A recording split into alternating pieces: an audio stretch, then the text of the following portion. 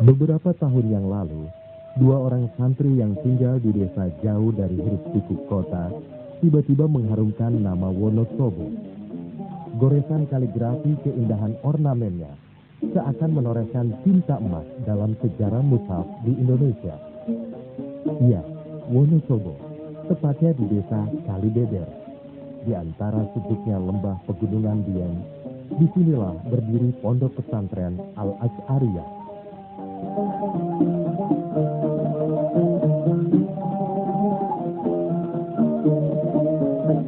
Pondok yang lebih dari 1 abad ini sekarang dipimpin oleh Kiai Haji Muntaha Al-Hafiz, memiliki sekitar 3.000 santri berasal dari berbagai daerah di Indonesia. Menyadari demikian pentingnya Al-Quran sebagai bahan pendidikan dan kajian dalam proses belajar mengajar, namun panggilan akrabnya untuk menuliskan Al-Quran dari buah tangan para santrinya. Upaya pendekatan Al-Quran dengan penulisan mushaf ini sebenarnya telah dilakukan kakeknya, Kiai Haji Abdur Rahim. Saya menciptakan Quran ini sesungguhnya melestarikan dari pada tinggalan mbah saya. Karena pada waktu saya pergi ke Mekah, Madinah, waktu itu jadi masih naik kapal layar, menulis Al-Quran sampai pulang jadi. Kemudian setelah di Indonesia ini tidak dipelihara. Tapi waktu belanja desa sini itu Qurannya hilang sama sekali. Akhirnya saya memiliki bagaimana kita akan meneruskan tinggalan itu. Untuk mewujudkan mushaf ini, dipilihlah santri-santri yang berakhlak tinggi dan memiliki jiwa seni dan dedikasi tinggi terhadap Al-Quran Al-Karim. Pilihannya jatuh pada Hayatuddin sebagai khattat atau penulis kaligrafi ayat-ayat suci Al-Quran dan Abdul Malik sebagai pengiluminasi atau membuat halaman mushaf. Bagi Hayat, menulis kaligrafi memang bukanlah hal baru. Santri kelahiran Grobogan, Jawa Tengah 25 tahun ini, sejak menjadi santri, sudah memperlihatkan kepiawaiannya dalam menulis kaligrafi. Selain untuk kepentingan pribadi, karya-karya tersebut diberikan kepada yang ingin memilikinya. Demikian halnya dengan Abdul Malik, santri kelahiran Sleman, Yogyakarta. Sejak kecil telah memperlihatkan sebagai bakatnya seniman lukis dekoratif. Keakrabannya dengan lingkungan alam tampak menjiwai karya-karya seni rupanya. Mendapat tugas menulis Al-Quran bagi kedua santri ini merupakan tugas suci. Karena itulah sebelum memulai penulisan, keduanya mempersiapkan diri tidak hanya secara fisik, namun persiapan rohani sangat diutamakan. Berpuasa dan berdoa merupakan persiapan mental dan spiritual agar pengamalan nyata menuliskan Al-Quran dapat diselesaikan dengan baik. Semula, mushaf Akbar Wonosobo ini dibuat dengan ukuran 1 kali 1,5 meter. Namun berkat perhatian dan dukungan penuh Menteri Penerangan Haji Harmoko, kedua santri sanggup membuat mushaf berukuran 1,5 kali 2 meter. Dengan ukuran itu, bahan baku arsitektur 120 gram tidak ada yang terbuang.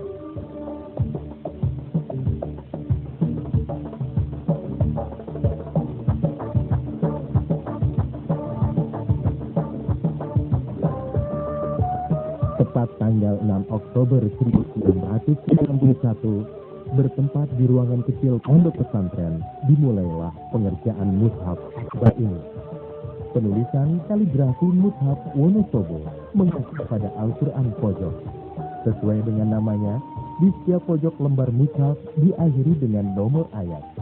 Hal ini dimaksudkan untuk mempermudah menghafal Al-Quran seperti yang biasa dilakukan di lingkungan pondok pesantren. Untuk mempermudah teknik penulisan, dipilihkan bambu wulung sebagai pena. Bambu yang banyak tumbuh di daerah Jepara ini diserut dalam berbagai ukuran untuk mempermudah tebal dan tipis huruf. sedangkan untuk tinta diramu secara khusus. Diperlukan 15 liter tinta untuk menulis 30 juz. Untuk menulis Al-Quran Akbar ini saya berusaha memproses membuat alat sendiri. Di antaranya tintanya saya juga memproses sendiri melalui campuran-campuran, yaitu di antara tinta bak Cina, kemudian tinta lotring, tinta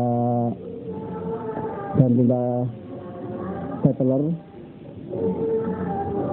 Kemudian samping itu saya juga untuk memperkuat tinta ini saya campuri dengan larutan teh.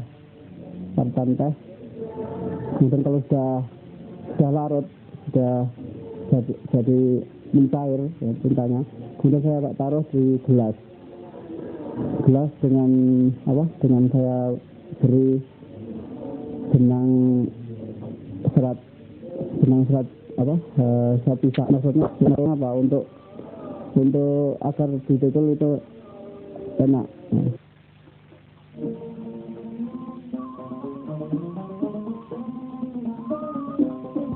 Sebelum diiluminasi, salinan ayat-ayat suci Al-Quran Mushaf Wonosobo ini ditafsir terlebih dahulu.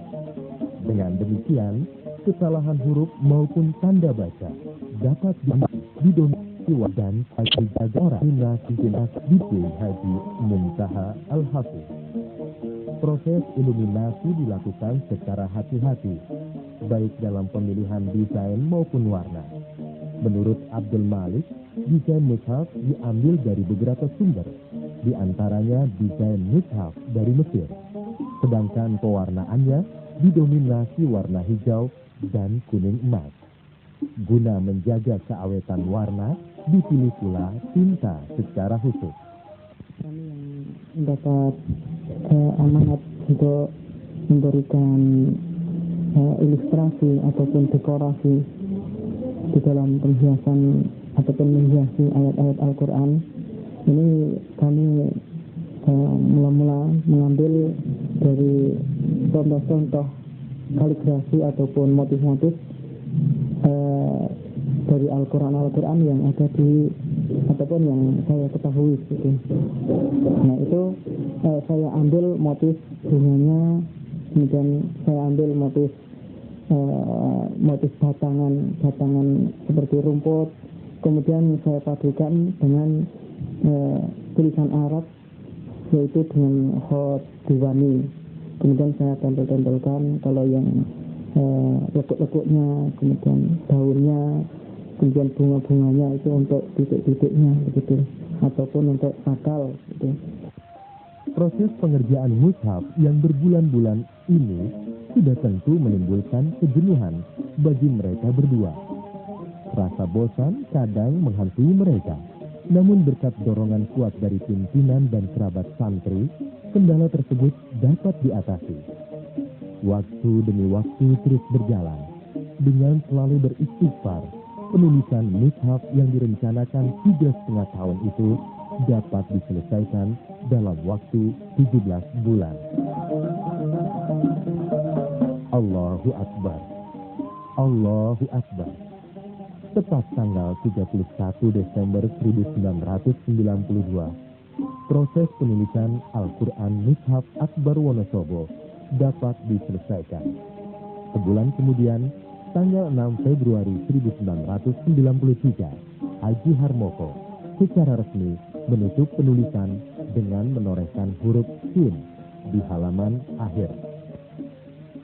Saya mengharap mudah-mudahan umat Islam ke Indonesia ini suka membaca Al-Quran dan mempelajari isi-isi daripada Al-Quran. Ini harapan saya sama Al-Quran.